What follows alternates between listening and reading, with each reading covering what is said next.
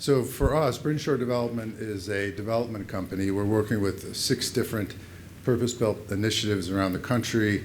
And I love the metaphor of working with a community quarterback. So for us as developers, if the community quarterback is the quarterback, then I like to think of us as the halfback. We're the one that we like to have the ball. Just hand us the ball and we'll do the rest. But we have played quarterback. Not everything that is happening in this field is happening in purpose-built communities. There are a lot of HUD initiatives, new and old, Choice Neighborhood, Hope 6, that are very similar in their intent. And those don't have community quarterbacks. And for those, we're expected to be the community quarterback. And so often, and that's using that same metaphor, we are the quarterback. And we're not very good quarterbacks. We tend to act like halfbacks. We run a lot. So it's important to us to really be at functions like this where we're around everyone else that's doing that work. So it helps us as developers be better developers. In terms of data and how it's used, there's no question that we all recognize when we see it, like we did in the last session, some of the things that just seem intuitive, that it's more difficult for African Americans to rise up to income levels that are typical in neighborhoods that are surrounding some of these neighborhoods. And I like to think that, right now in affordable housing, because of the rules around disparate impact, I think there's a lot of discussion about building affordable housing in neighborhoods that already have the infrastructure in place for a healthy community. Building in places where there are already good schools, where there are already good services. And that's the right thing to do, but it's very difficult and almost impossible to really do that effectively.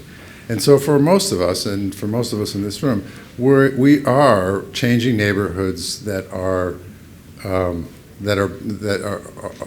less than ideal, that are the neighborhoods that everyone always points to in these data points that are struggling. And so how do we change those neighborhoods? And so hearing how this data is formulated and then how we can break it down to really inform what it is that we're doing is critical to ours doing a better job at it. So with that, I'm going to introduce David Williams. David is at Harvard, and I had the great fortune 2 weeks ago to hear the director of the program, Raj Chetty, at another function, and really powerful information. So David is with Neighborhoods, and David is with previously the Opportunity Initiatives was called the Equality of Opportunity Project, which is now Opportunity Insights. It uses big data to empower policymakers and civic leaders to create targeted local policy solutions that revive the American dream. David Williams is Policy Director at Opportunity Insights at Harvard University. Please join me in giving me a warm welcome. Thank you very much for having me. I usually like to pace. I'm kind of constrained in the stage, so I'll be kind of going back and forth like this a little bit. But yeah, once again, my name is David A. Williams. I serve as the Policy Director at Opportunity Insights. And we are a research and policy lab based at Harvard, founded by Raj Chetty.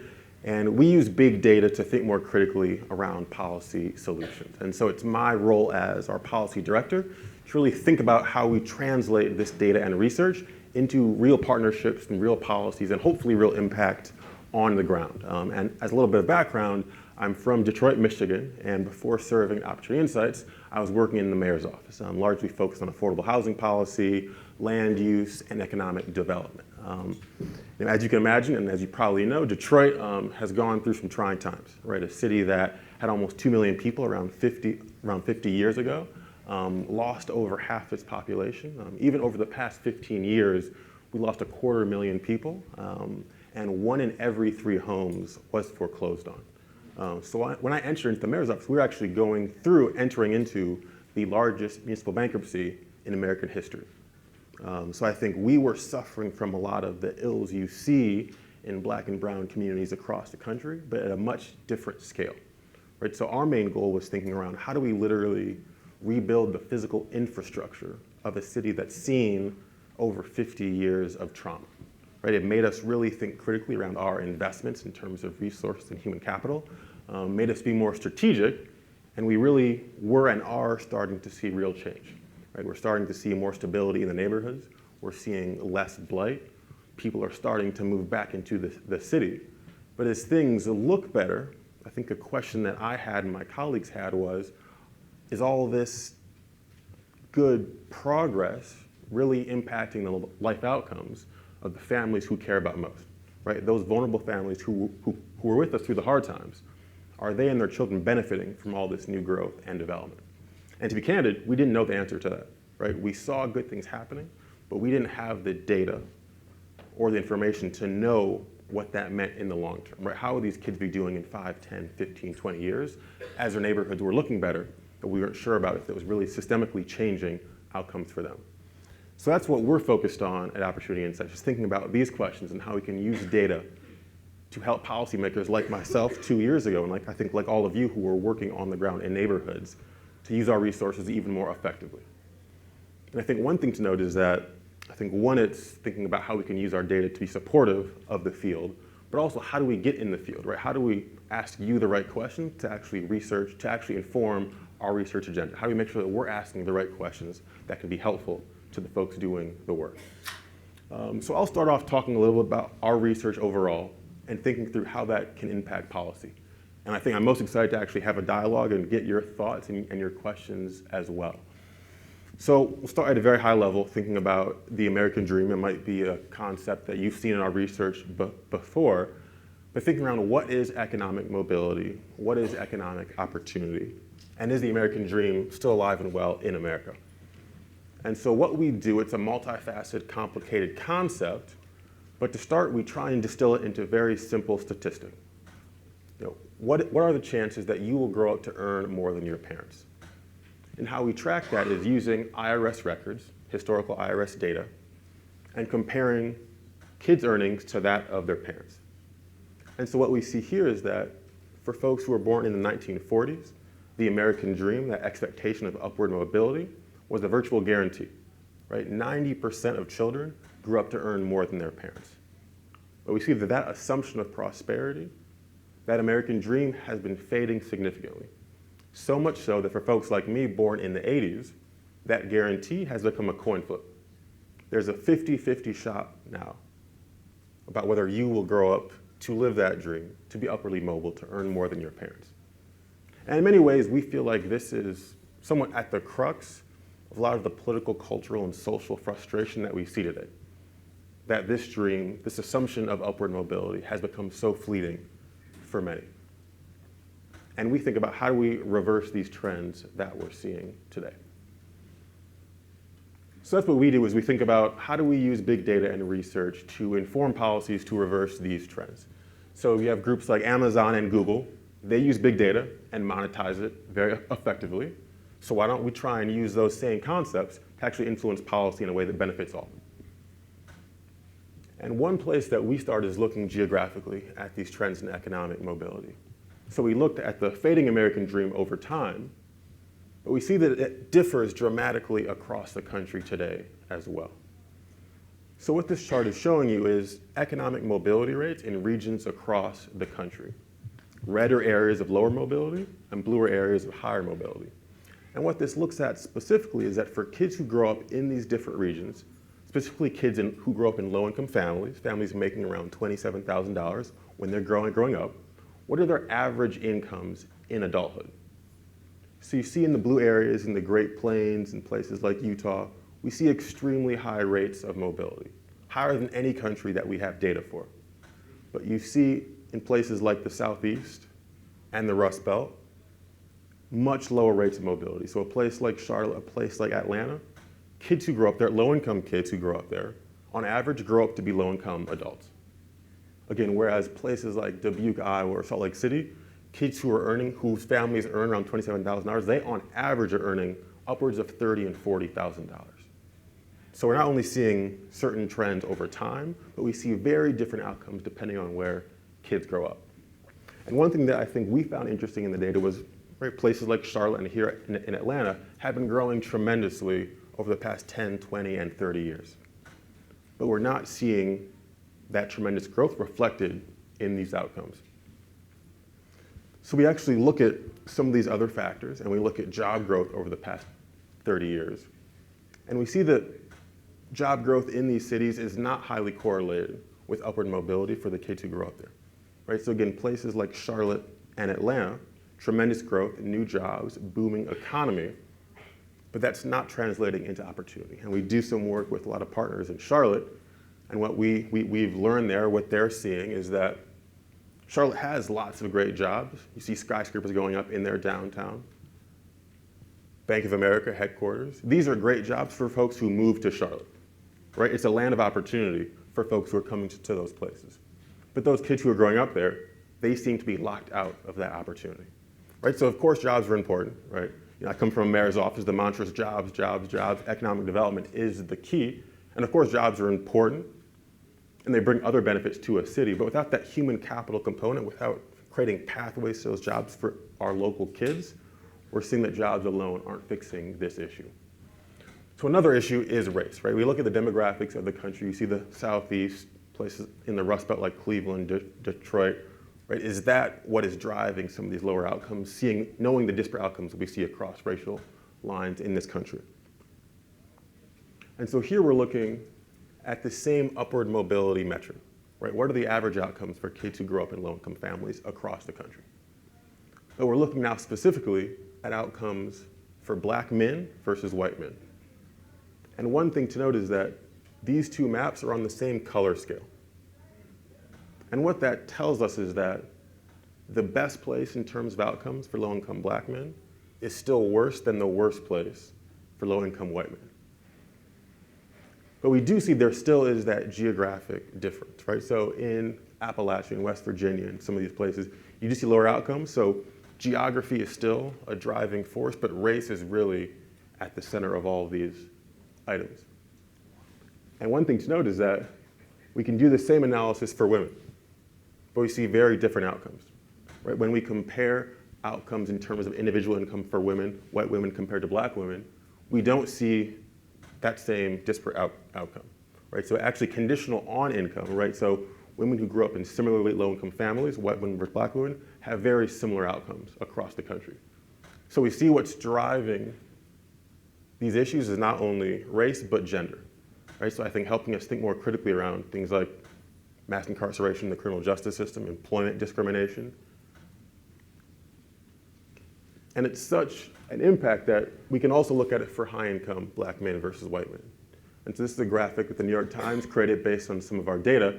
And black men are the pink dots, and white men are the green dots. And we see with the white men who grow up in high-income families, they tend to float towards the top, right? So white men who grow up in high-income families, they tend to remain in that same income bracket. Whereas we see this cascading effect for many black men, so much so that for black men who grow up in high-income families, they're actually more likely to end up as low-income adults, right? So when we think around the income ladder, right, kind of folks over generation climbing up the income ladder, in some ways it's more like a treadmill for black men, right? So even after one generation moving up, there are still some of these downward forces pulling folks down.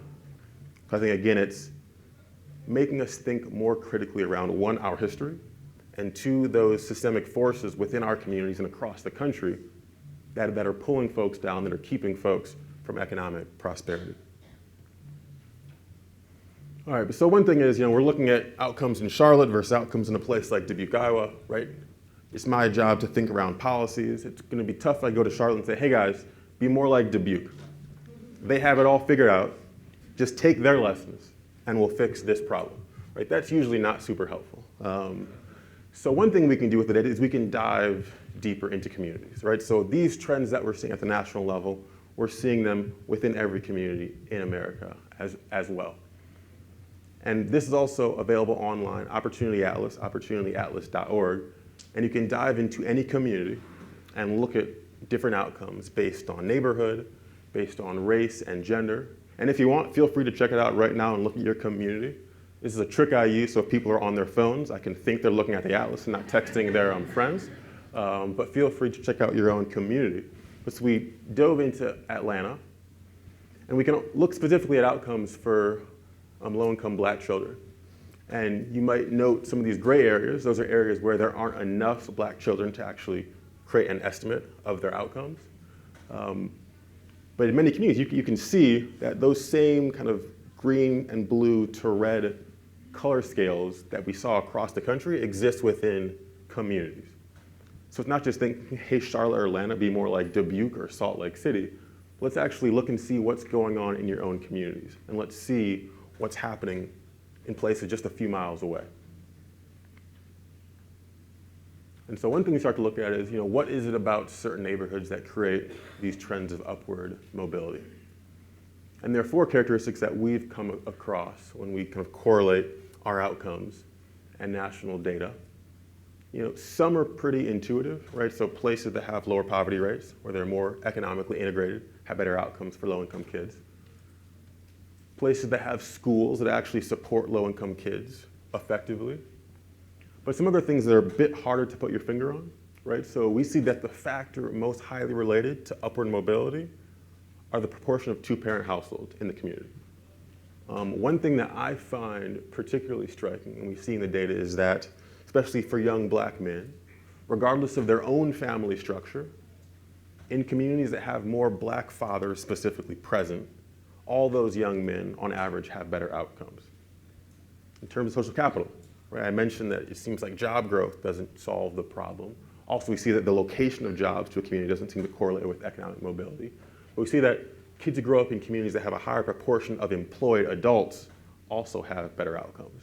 I think it speaks to exposure, right? Being able to see someone you can relate to, who can model healthy pathways through school into college into a stable career, seems very important. So again, this doesn't give us the recipe of success in neighborhoods, but I think it points in some interesting directions.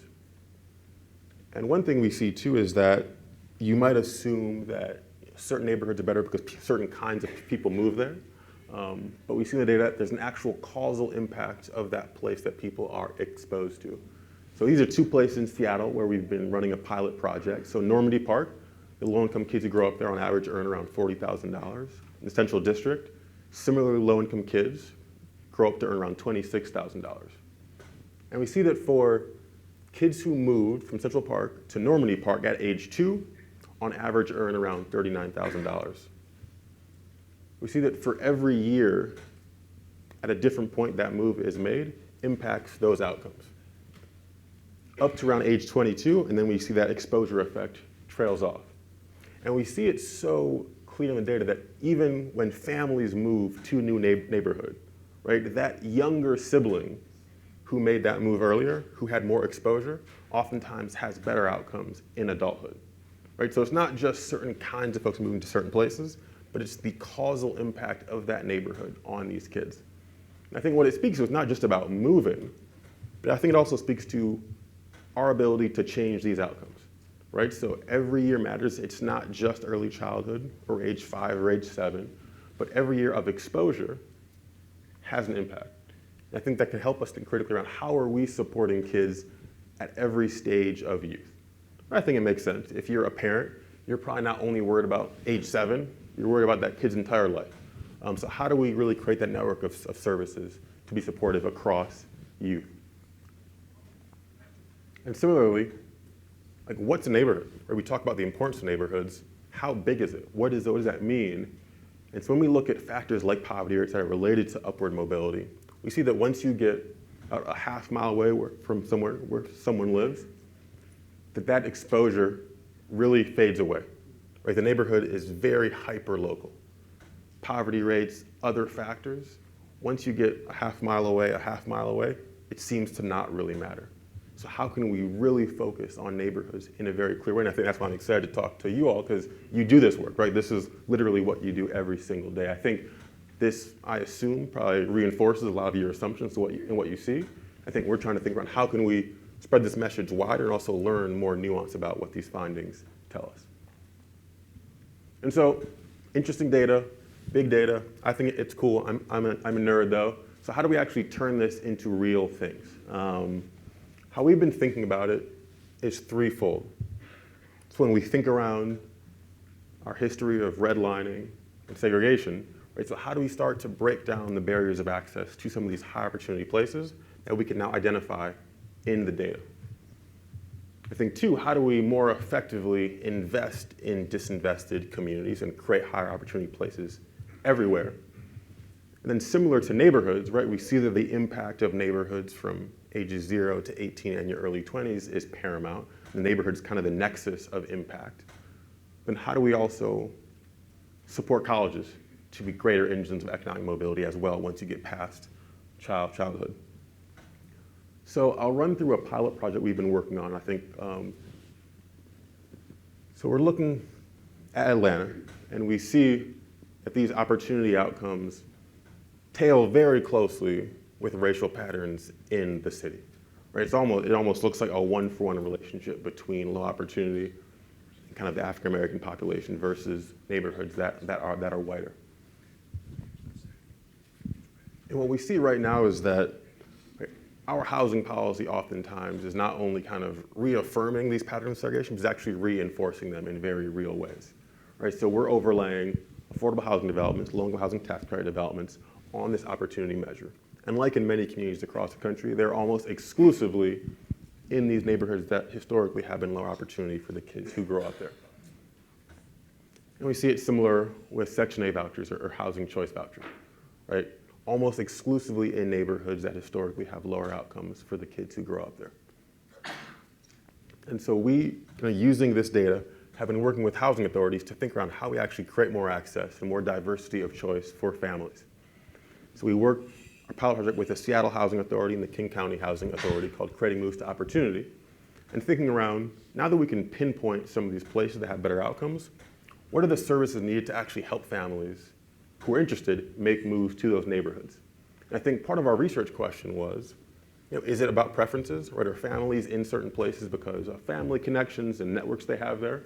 Or if they actually have support and more choice, will they move to some of these places that have better outcomes that we see in the data? So briefly, our intervention was providing customized search assistance, so housing navigators who work directly with families to inform them about these opportunity areas and help them through the housing search process. We also work with landlords, so kind of helping destigmatize the Section 8 program, cutting through some of the red tape and giving them more information about these tenants, and then also providing some short-term financial assistance. So for families who needed help with security deposits or moving expenses, providing help at the moment when they needed it to make these moves. And so what we saw in this pilot, we just ended phase 1. So historically in Seattle, about 11.5% of families who receive vouchers in general move to higher opportunity places. In the group who didn't receive these additional services, it was pretty consistent with that trend, right? So about 14% of these families moved to higher opportunity places.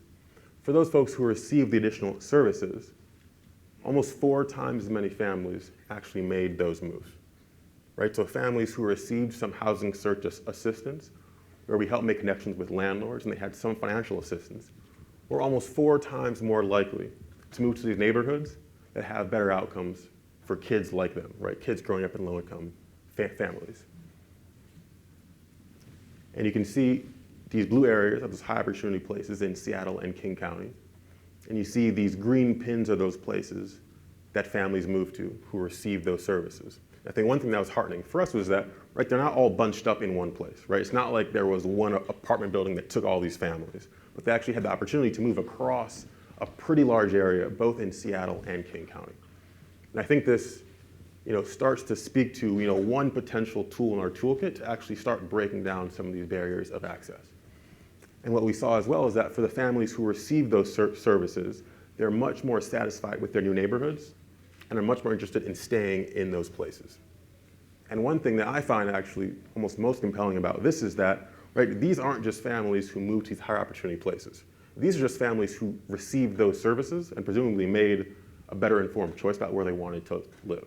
So I think, we're excited that families are moving to places that the data shows they'll have better outcomes. I think even for those families who move to, let's say, lower opportunity places, as long as they're making the best choice on behalf of themselves and their families, I think that's a very good choice. So I think, yeah, this isn't about moving to different places, but helping families make the best decisions for themselves and their children in general. And I think speaks to, again, kind of one additional tool in the toolkit that we can use to start really reversing these patterns that I think are in many ways at the core of these issues we're seeing today. So place-based, I think probably more relevant to this crowd here.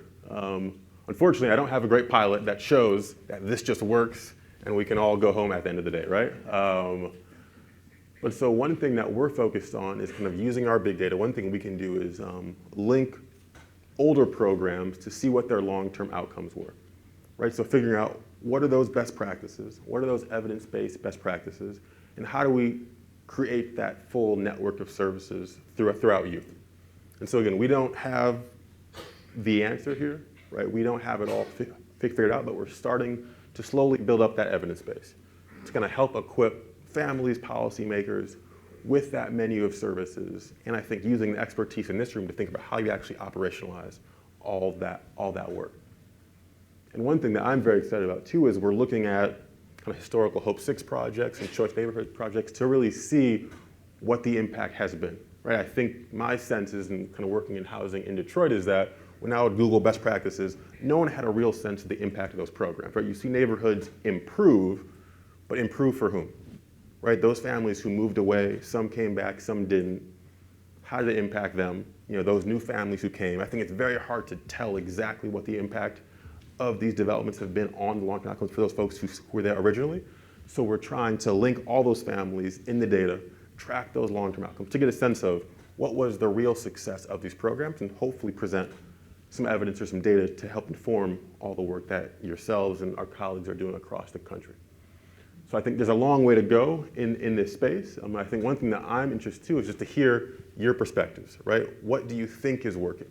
You know, obviously for our work, you never fully know the long-term outcomes unless you wait 30 years. I think we're probably not patient enough to know if what we're doing is going to work in that sense. So I think our balance is we use the data where we can. We study these historical policies and programs. But then we're interested to hear what the intuition is, right? What are we seeing on the ground? What seems promising?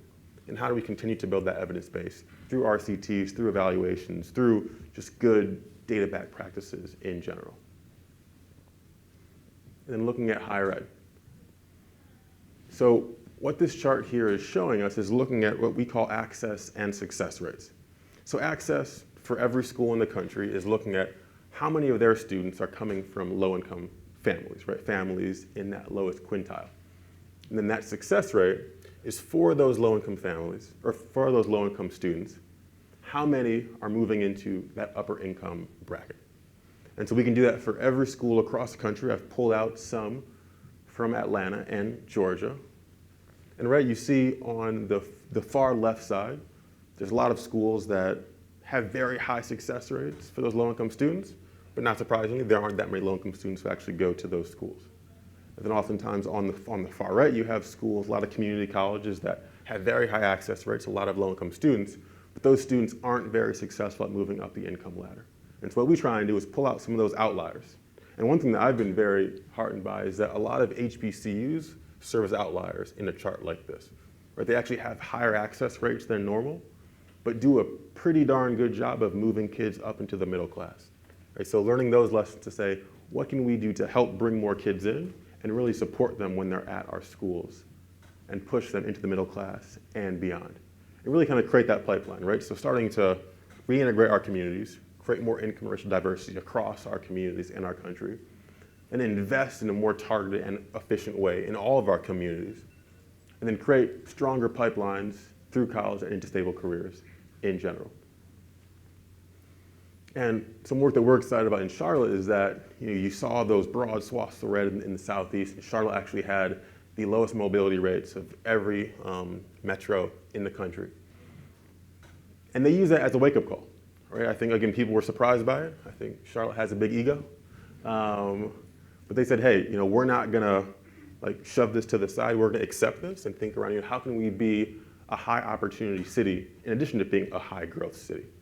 I mean, they've really used this data as a rallying cry to think around investing more in affordable housing, moving towards universal pre-K, and we're working with them to think on how to be more impactful in their policy making and program delivery overall. So I think, one, we're excited to use the data as a way to kind of rally the troops, to kind of show these disparities. I think sometimes, especially the charts for black men can be very disheartening, but I firmly believe that we're not going to be able to really attack these issues if we're not willing to face them. I think the data also shows that difference can be made. Right? I think the impact of neighborhoods speak to the impact of policy, and we can make a real difference in our communities. So I think data can help raise the flag. It can help us be more precise. I think it can help us have a better conversation as well. So I'll stop there. I would love to kind of take questions, have a dialogue about all this stuff. I think as well, would love to hear your feedback on what's happening in your communities. We're continuously trying to update our research agenda overall, so hearing from you all about what seems to be working is extremely important for us as we push forward and try and be helpful in this space. So feel free to email us, you can tweet us, any way that works for you is always helpful, but stop there, would love to answer questions and have a little bit of dialogue. Thank you.